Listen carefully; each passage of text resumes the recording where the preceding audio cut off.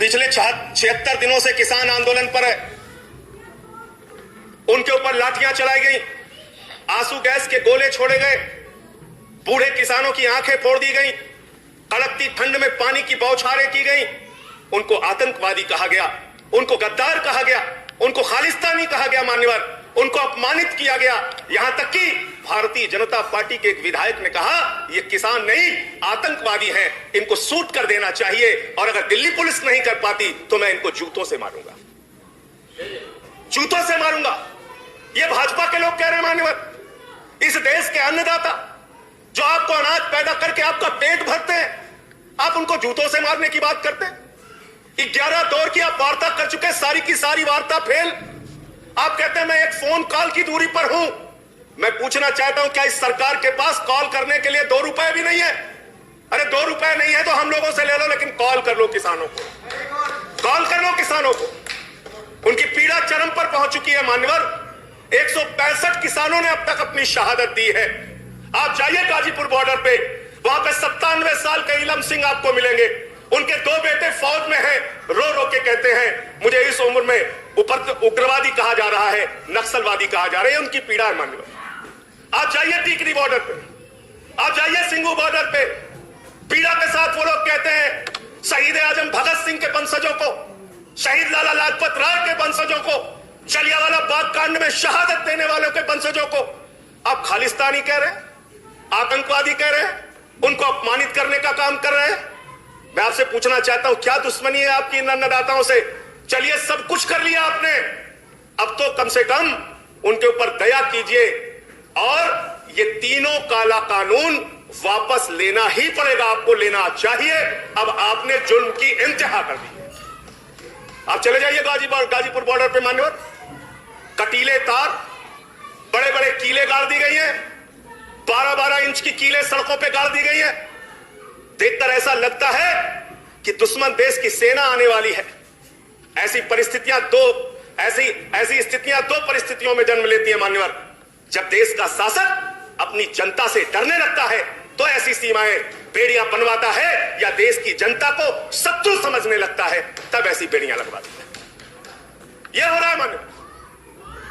आज इनके जुर्म के कारण हिंदुस्तान के महान किसान नेता बाबा महेंद्र सिंह टिकैत के बेटे राकेश टिकैत को रोना पड़ा और यह कहना पड़ा कि भाजपा के लोग घेर कर हमें लाठियों से पीटना चाहते हैं। ये आप करा रहे हैं, ये आप करा रहे हैं। आप डेमोक्रेसी की बात यहां पर करते हैं, आप आजादी की बात यहां पर करते हैं। आपने इस देश की हालत यह बना रखी है कि राजदीप सरदेसाई जैसे वरिष्ठ पत्रकार के ऊपर आपने मुकदमे दर्ज करके पत्रकारिता को भी दबाने और उसको कुचलने का काम किया। हर तरफ जुल्म, हर तरफ एफआईआर, हर तरफ मुकदमे। जो पानी पहुंचा रहा है उस पर मुकदमा, जो डीजल दे रहा है उस पर मुकदमा, जो खाने का इंतजाम कर रहा है उस पर मुकदमा। एनआईए लगा दो, सीबीआई लगा दो, पुलिस लगा दो, जांच लगा दो। अरे वो आपके देश के नागरिक हैं। आप कहते हैं किसानों को यह बिल समझ में नहीं आया, हम बड़े समझदार हैं, आइए हम आपको किसानी बिल समझाएंगे। मान्यवर, इनकी समस्या ये नहीं कि किसानों को यह बिल समझ में नहीं आया, इनकी समस्या यह है कि किसानों को यह बिल समझ में आ गया है और अब ये तीनों काला कानून वापस चाहते हैं किसान। आप बड़े अक्लमंद समझते हैं अपने आप को। अरे किसान को इतना मूर्ख मत समझिए भाजपा के लोगों। वो बिगड़ैल बहल की नाक में नकेल डालते हैं, आपकी सरकार के नाक में भी नकेल डाल देंगे, चिंता मत कीजिए। मैं यहां सुन रहा था मान्यवर, मुझे बड़ा आश्चर्य हुआ। सारी की सारी भारतीय जनता पार्टी की सांसद जितने भी नेता बोल रहे थे, कह रहे हैं कांग्रेस पार्टी ने 2019 के घोषणा पत्र में इसको लिखा था। यह बिल तो कांग्रेस पास करना चाहती थी। जीएसटी की बात करो, यह बिल तो कांग्रेस करना चाहती थी, हम इसलिए इसको कर रहे हैं।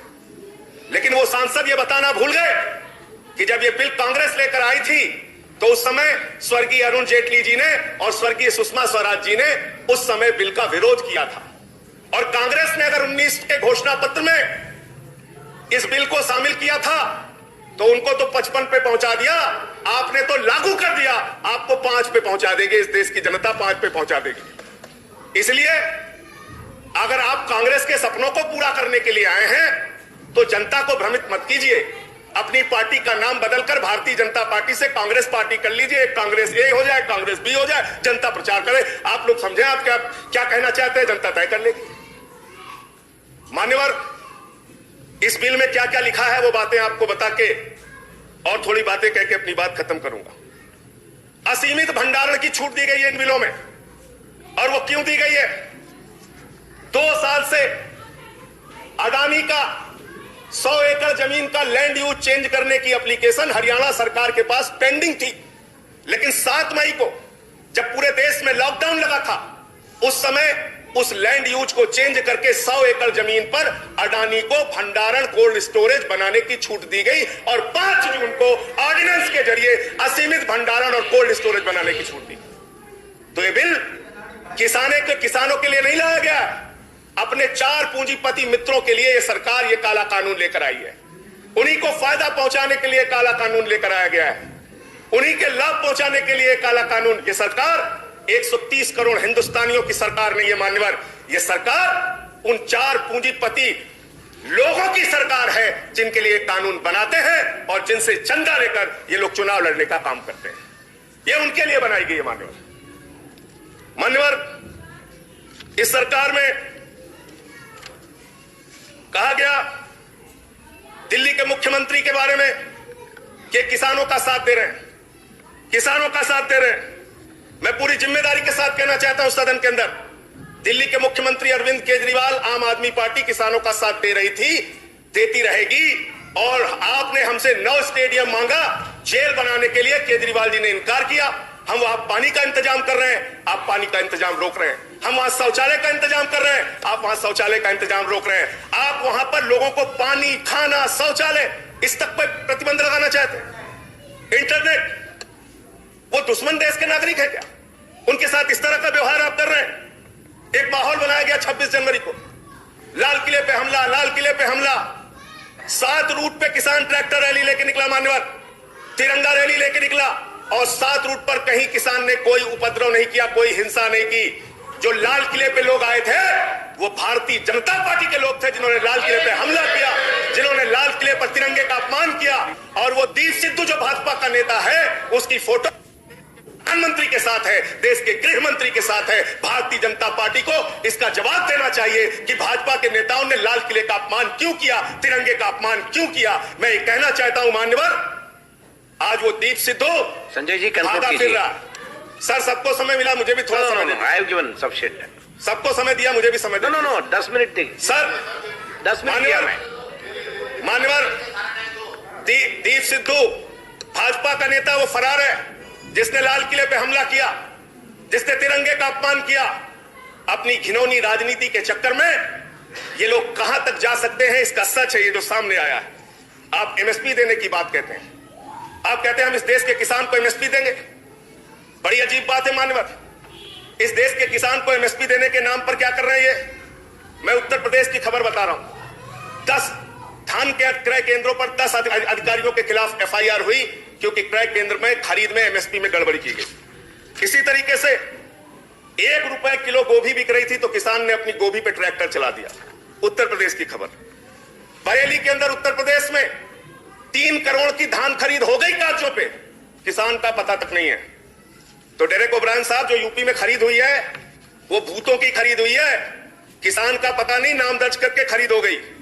4 साल में गन्ना किसानों पे मात्र 10 रुपए इन्होंने बढ़ाया है उत्तर प्रदेश के अंदर, मात्र 10 रुपए मान्यवर।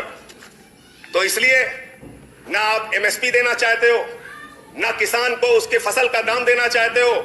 असीमित भंडारण की छूट देकर आपने पूंजीपति मित्रों को यह सुविधा दे दी कि सस्ते में किसान से अनाज खरीदेंगे, सस्ते में किसान से फल खरीदेंगे, सस्ते में किसान से सब्जियां खरीदेंगे, उसका बड़े बड़े स्टोरेज में भंडारण करेंगे, जमाखोरी करेंगे, और जब बाजार में फल सब्जियों की कमी हो जाएगी, अनाज की कमी हो जाएगी, तो महंगे दामों में जनता को बेचेंगे। यानी आपने महंगाई को, जमाखोरी को, कालाबाजारी को इस बिल के माध्यम से लीगलाइज करने का, वैधता प्रदान करने का काम किया है। इस देश में महंगाई बढ़ाने का काम किया है, उसका रास्ता आपने खोला है। इसलिए भी ये बिल, तीनों का तीनों काला बिल वापस लिया जाना चाहिए। Thank you.